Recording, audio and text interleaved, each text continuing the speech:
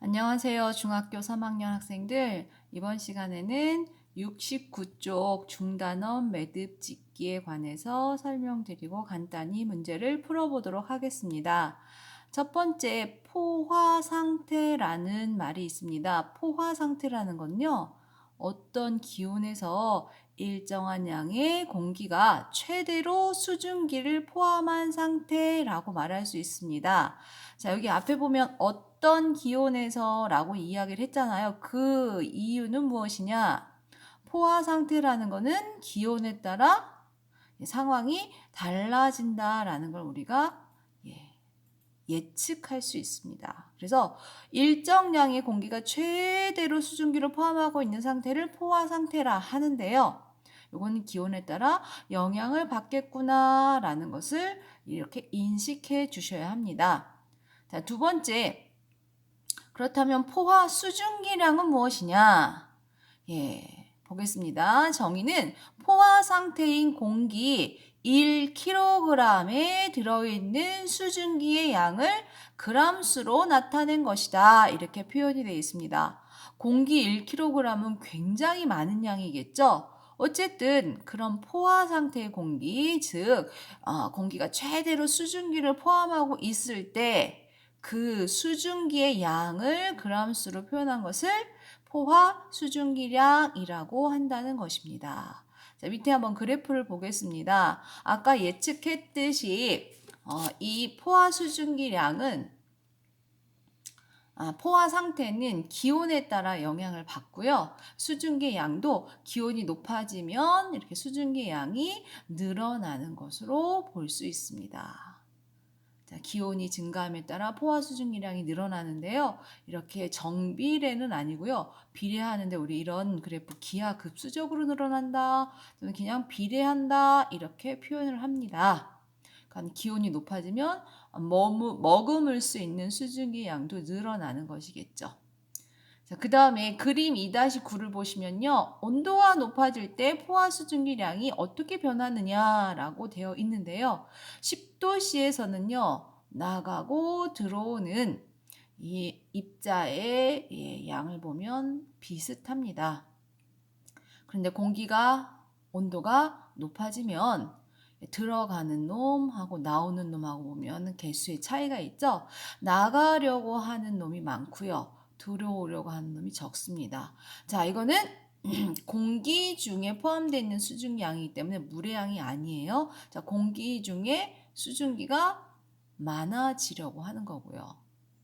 여기는 비슷했어요. 온도가 높아짐에 따라서 공기 중에 수증기 양이 많아진다. 이렇게 해석할 수 있습니다. 자, 그래서 어떻게 결론을 내릴 수 있느냐? 기온이 높아지면 이 수증기의 양이 증가하고요.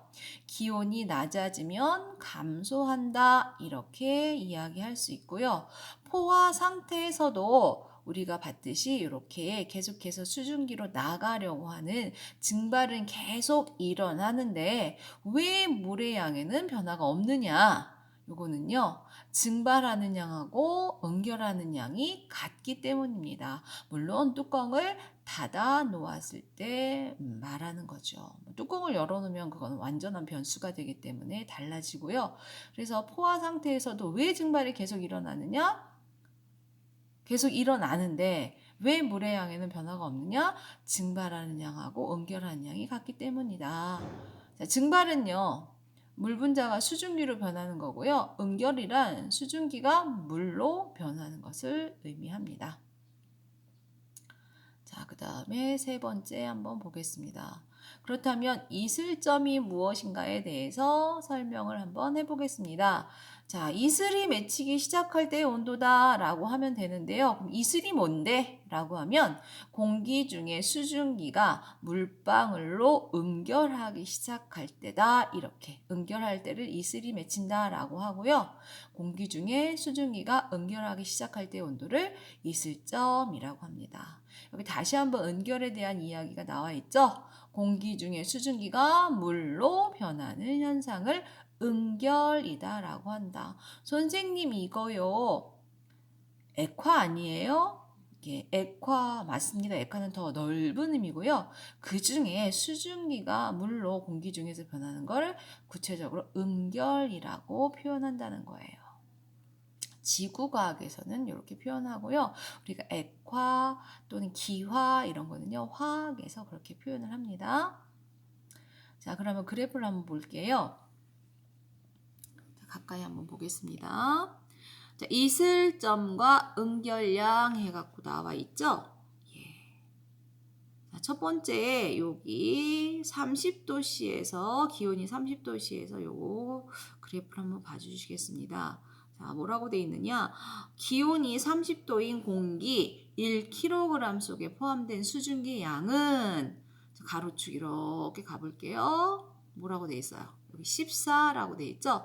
14.0g의 수증기를 가지고 있는데 자, 그래프에 이렇게 맞닿아 있으면 우리가 포화됐다라고 표현하는데 지금 얘는 포화되지 않았죠? 그래서 불포화됐다라고 표현합니다. 미포화 아니고 불포화라는 용어 사용한다는 거 알아두시면 됩니다. 자, 그 다음에 온도를 조금 낮춰보겠습니다. 예, 20도까지 낮췄더니 어머나 예, 지금 14.0g의 수증기가 딱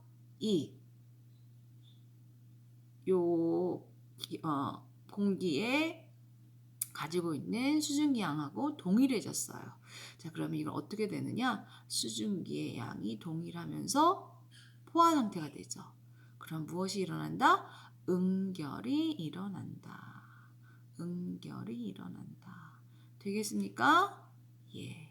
자, 그 다음에요. 다시 10도로 더 낮춰볼게요. 어떤 일이 벌어질까요? 자, 10도까지 낮추면 지금 가지고 있는 수증기 양이 14.0이었는데 이 10도에서는 7g 밖에 얘를 수용할 수가 없어요. 그럼 나머지 7g이 어떻게 됐느냐? 다 응결이 됩니다. 물방울로 변한다는 거죠. 7.0g이 수증기로 응결됩니다. 자, 그럼 옆에 내용을 한번 볼게요. 자, 기온이 30도씨인 공기 1kg에 포함된 수증기 양이 얼마다? 예, 14.0g이다. 그래서 이 상태는 무슨 상태다? 불포화 상태다.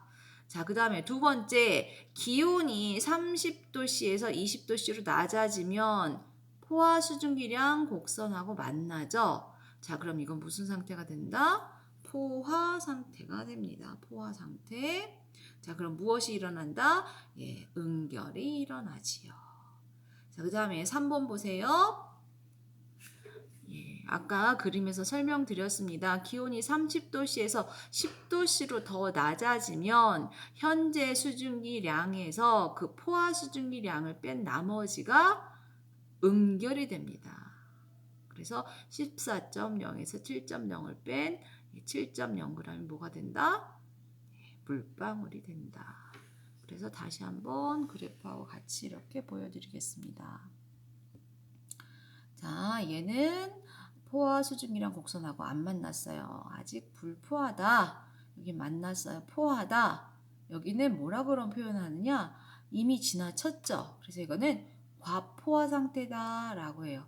과포화 상태에서는 물방울이 생긴다. 얼마가 생기냐? 현재 가지고 있는 수증기량에서 그 온도에서의 수증기량을 뺀 14.0에서 7.0을 뺀 요만큼이 물방울로 응결이 된다. 자, 그래서 이슬점에 대해서 여러 가지로 혼합해서 사용하는데요. 여기 교과서에서 쓰이는 용어 다 정리 한번 해봤습니다. 자, 공기가 냉각돼서 응결이 시작되는 온도를 이슬점이라고 하고요. 또 포화 상태에 도달했을 때의 온도를 이슬점이라고도 하고요. 현재 수증기량이 포화 수증기량하고 같아질 때의 온도를 역시 이슬점이라고 합니다. 그 다음 상대 습도가 100%일 때의 온도다. 여기 상대 습도라는 이야기가 있는데요. 예, 습도에 관해서는 조금 뒤에 하겠습니다. 자, 이제 다음 페이지로 한번 넘어갈게요. 자, 습도 나와 있죠? 자, 습도는 절대 습도라는 게 있고요. 상대 습도 습도라고 하는 게 있습니다. 자, 우리가 습도가 높다, 낮다 이렇게 표현하는 건요. 대부분 상대 습도예요. 자, 그럼 절대 습도는 무엇이냐? 공기 1세제곱미터, 가로도 1m, 세로도 1m, 높이도 1m인 그러한 공간의 수증기량을 그람수로 나타낸 거. 요거를 절대 습도라고 하는데요. 시중에서 우리가 평상시에 사용하는 거는 상대 습도다. 그럼 상대 습도의 이해는 어떻게 되어 있느냐? 현재 기온의 포화 수증기량 분의 실제 현재 기온에서 그 공기가 가지고 있는 수증기량을 비교하고요. 그걸 백분율로 나타내면 됩니다. 자, 습도 다시 한번 이야기해 드릴게요. 현재 기온에서 공기의 포화 수증기량에 대한 실제 포함된 수증기량의 비율을 나타내는 값이다. 공기가 건조하다거나 습하다 이렇게 표현할 때 사용하는 용어고요. 공기 중에 수증기 양하고 기온에 따라 달라진대요. 아, 요거는 두 가지의 영향을 받는구나. 수증기 양하고 무엇이다? 기온에 따라 영향을 받는다. 자, 진하게 한번 해볼게요. 습도는 하나의 영향을 받는 게 아니라 두 가지의 영향을 받는구나 라는 걸 알아두시면 됩니다. 자, 그래서 밑에 조금 이해하기 쉽게 선생님이 그림을 다른 교과서 또 우리 교과서에서 따왔습니다. 자, 여기 보면 잘 보일래나 모르겠는데요. 기온이 일정할 때라고 되어 있죠. 기온이 일정할 때입니다.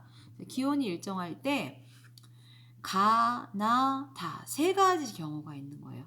똑같이 20도씨, 20도씨, 20도씨가 있습니다. 자, 그런데요. 포화 수증기량, 기온이 일정하니까 포화 수증기량은 똑같겠죠.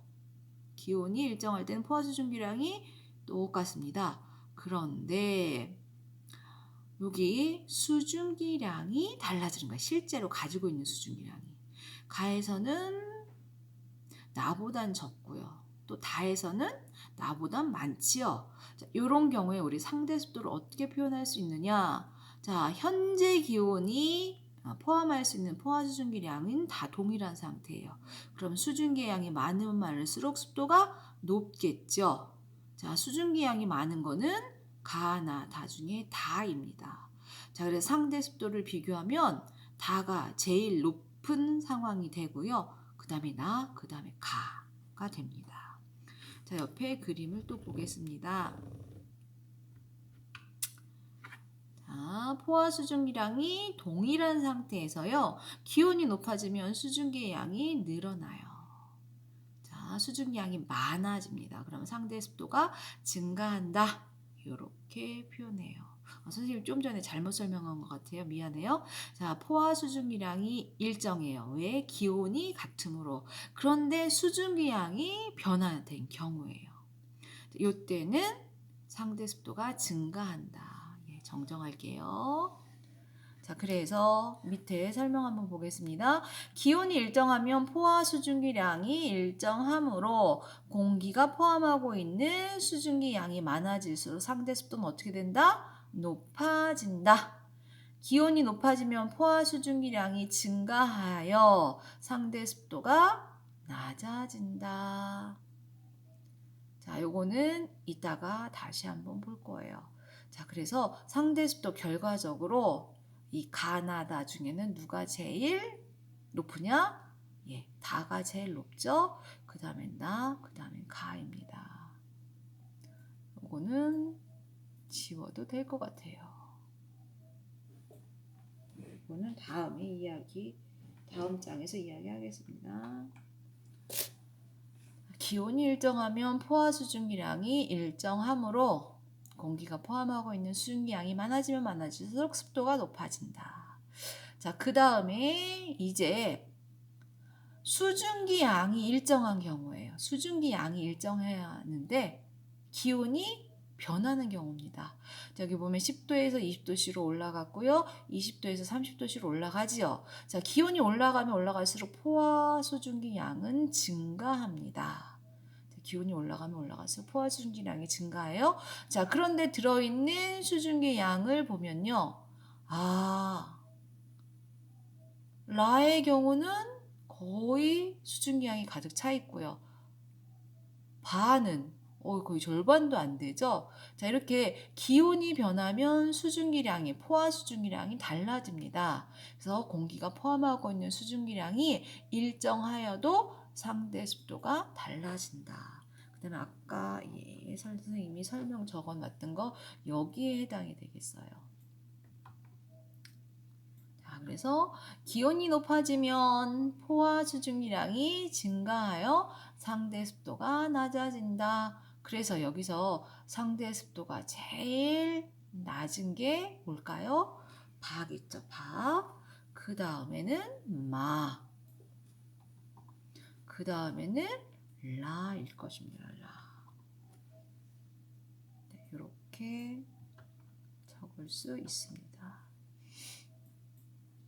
그래서 바가 제일 습도가 낮고요. 온도가 낮아지면 낮아질수록 습도가 높아집니다. 자, 그래서 현재 수증기량이 동일한 경우에 기온이 낮아지면 포화 수증기량이 낮아지죠. 그래서 상대 습도가 증가합니다. 자, 이 그림에서는 여기에서 여기로, 여기에서 여기로 가면 갈수록 상대 습도가 높아지는 경우가 되지요. 자, 이해가 안 가면 여러 번 반복해서 들어주시기 바랍니다.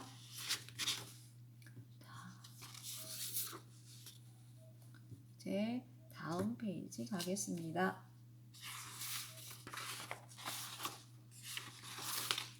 자, 그렇다면 하루 동안의 상대 습도의 변화를 나타냅니다. 기온이 일정할 때는요, 수증기량이 많으면 많을수록 상대 습도가 높지요? 증가하지요? 자, 그리고 수증기량이 일정할 때는요, 기온이 낮으면 낮을수록 상대 습도가 높대요. 자, 요거 아까 내용에서 정리된 거고요. 그렇다면 어떤 날 하루를 비교했느냐? 맑은 날 하루를 비교했대요. 이거는 맑은 날이에요. 자, 시간대에 따라서 한 새벽 5시, 6시 되니까 기온이 제일 낮아지죠. 그 다음에 이제 해 떠서 이렇게 오후 3시쯤 기온이 제일 높고요. 그 다음에 점차 이제 해가 지면서 기온이 낮아집니다. 이게 이때 맑은 날일 때는요, 습도는 기온하고 반대로 간다는 거예요. 이렇게. 자, 기온이 높아지면 습도 낮아지고요. 기온이 낮아지면 습도 높아집니다. 자, 그런데 여기에서 이슬점을 보세요. 조금은 변화가 있더라도 크게 변화는 없죠. 자, 그래서 우리는 맑은 날인 경우에 요 3가지 질문을 한번 답을 해보겠습니다. 맑은 날 상대 습도가 가장 낮은 시각이 언제냐라고 물어보고 있습니다. 언제일까요? 습도가 가장 낮은 건 여기 아래로 오면 여기 15시가 되겠죠. 자, 그 다음에 또 맑은 날 상대 습도가 가장 낮은 기온은 언제냐라고 했습니다. 습도가 낮을 때의 기온 여기 위에 있네요. 자, 가로로 이렇게 가봅시다. 24도라고 나오죠. 네. 자, 그러면 맑은 날, 이날이요. 기온과 이슬점 중에 상대 습도에 더 큰 영향을 주는 요인이 무엇이냐라고 했습니다. 자, 지금 그림으로 봐서는 이슬점보다는 뭐가 되겠어요? 그쵸, 기온이 더 영향을 주겠지요.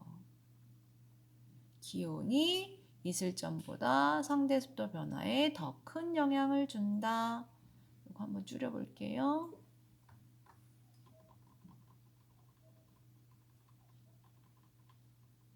네. 자, 그래서 이렇게 맑은 날인 경우에는, 그리고 그래프가 이렇게 나왔을 때는요, 이슬점보다는 기온이 더 영향을 끼친다. 이렇게 이야기할 수 있습니다. 자, 요거는요, 어떤 날에 상황이냐에 따라서 달라집니다. 자, 그 다음에 이제 6쪽 가겠습니다. 자, 그러면 구름은 무엇이냐? 라는 건데요. 자, 구름에 들어가기 전에요. 단열 팽창이라고 하는 용어를 조금 알아둘 필요가 있습니다. 공기가 주변과 열을 주고받지 않은 상태에서요. 팽창만 하는 거예요. 어머, 그럴 수가 있어? 예, 그럴 수가 있다고 합니다. 주변하고 열을 전혀 주고받지 않아요. 근데 팽창하는 경우예요. 자, 이런 경우 단열 팽창하는 공기 내부 온도는요, 낮아진다고 합니다. 그럴 수밖에 없는 게 일을 했잖아요. 자기의 부피를 늘리는 일을 했기 때문에 온도가 낮아지는 거예요. 에너지를 썼으니까. 자, 이때 공기 중에 있는 먼지 입자와 같은 작은 입자는 응결을 도와준대요. 자, 이렇게 응결을 도와주는 물질을 응결핵이라고 합니다. 제일 중요한 거는요, 요거예요. 단열 팽창하는 공기의 온도는 어떻게 된다? 낮아진다. 왜냐? 외부에 뭘 사용했다? 에너지를 사용했기 때문이죠.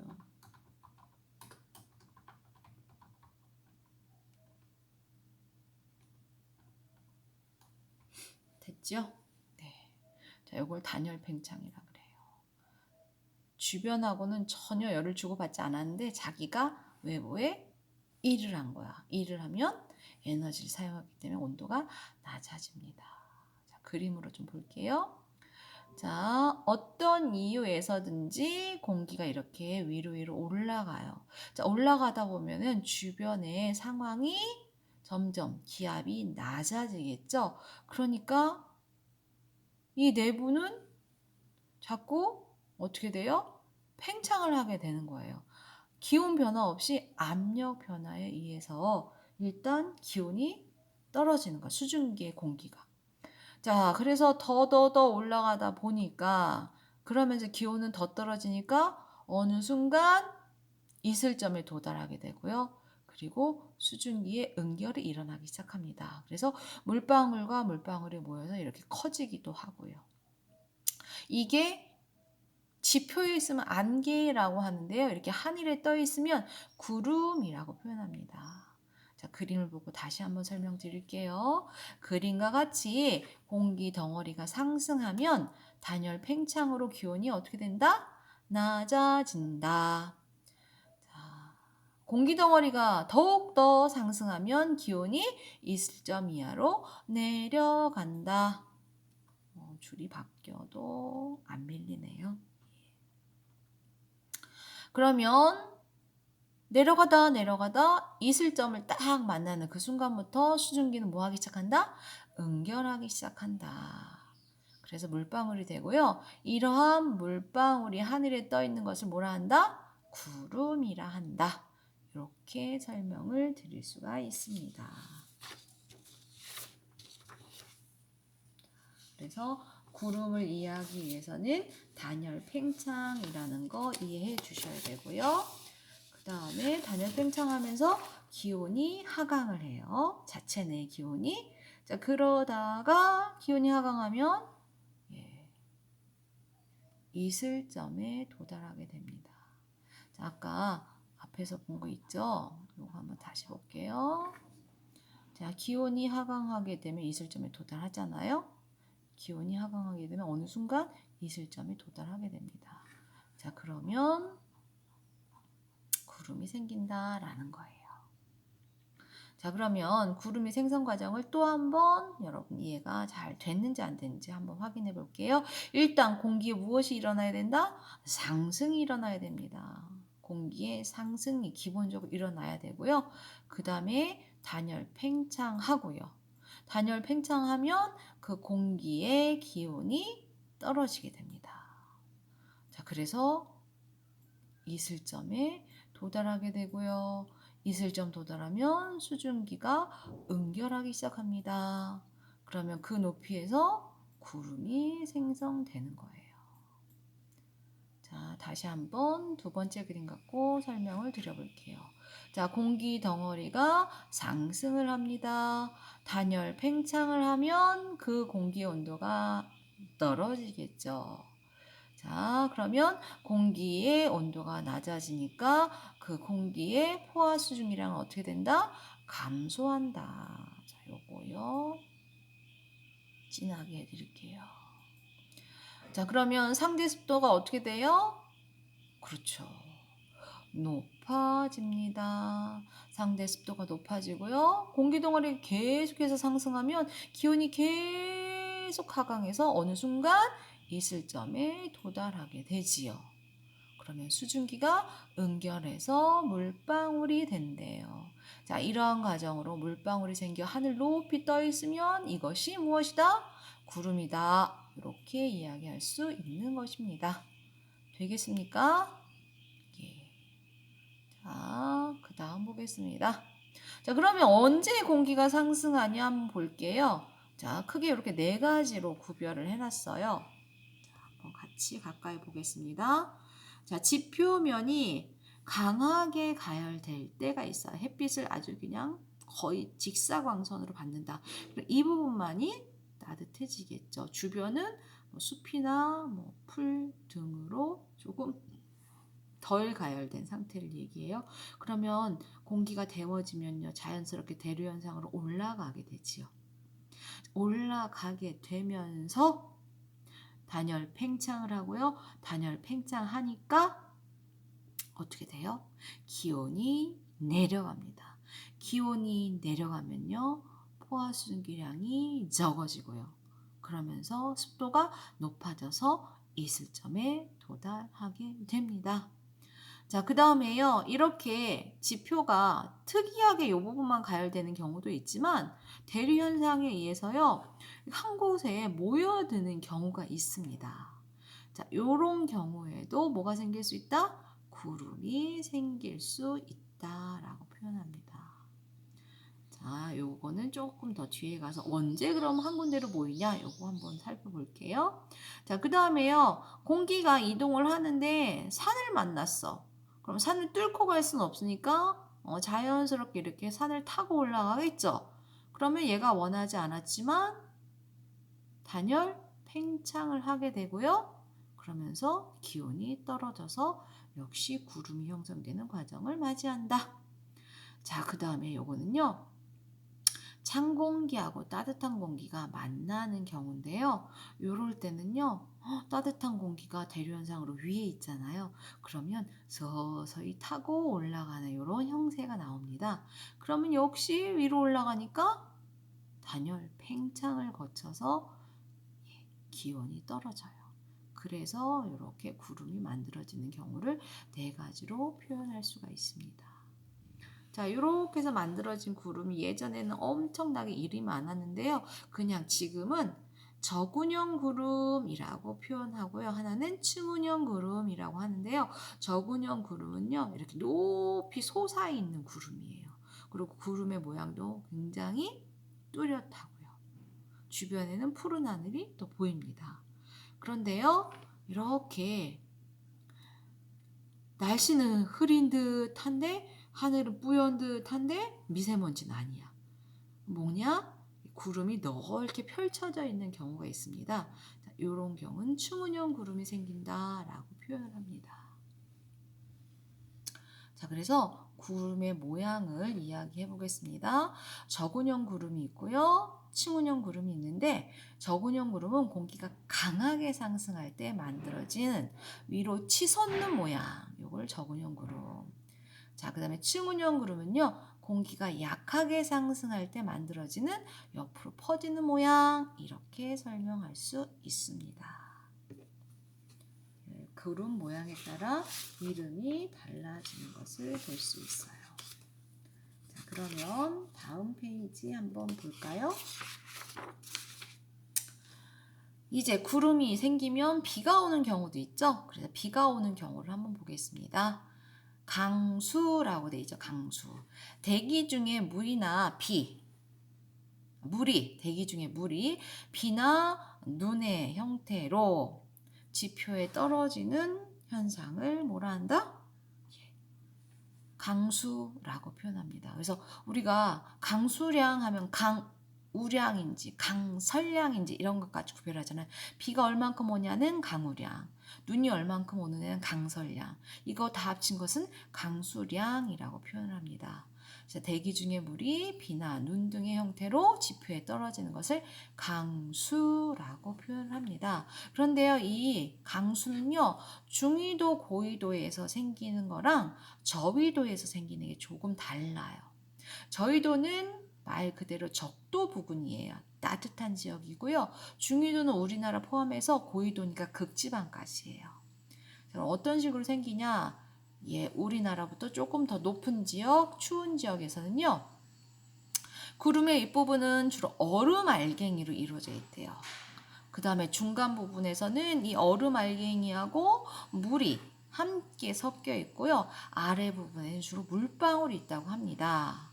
자, 그런데 얼음 알갱이는요. 물방울에서 증발한 수증기가 달라붙어서 점점 무거워진대요. 그러다 보면 아래로 떨어지겠죠. 떨어지는데 그때 기온이 낮아. 그러면 눈으로 내리는 거고, 떨어지는데 기온이 살짝 영상이네. 그럼 비가 돼서 내리는 겁니다. 어렵지 않아요? 자, 그 다음에 저희도 지역에서는요, 평균 온도가 0도보다 항상 높은 거예요. 구름이 주로 이렇게 만들어지는데 크고 작은 물방울이 있을 거 아니에요.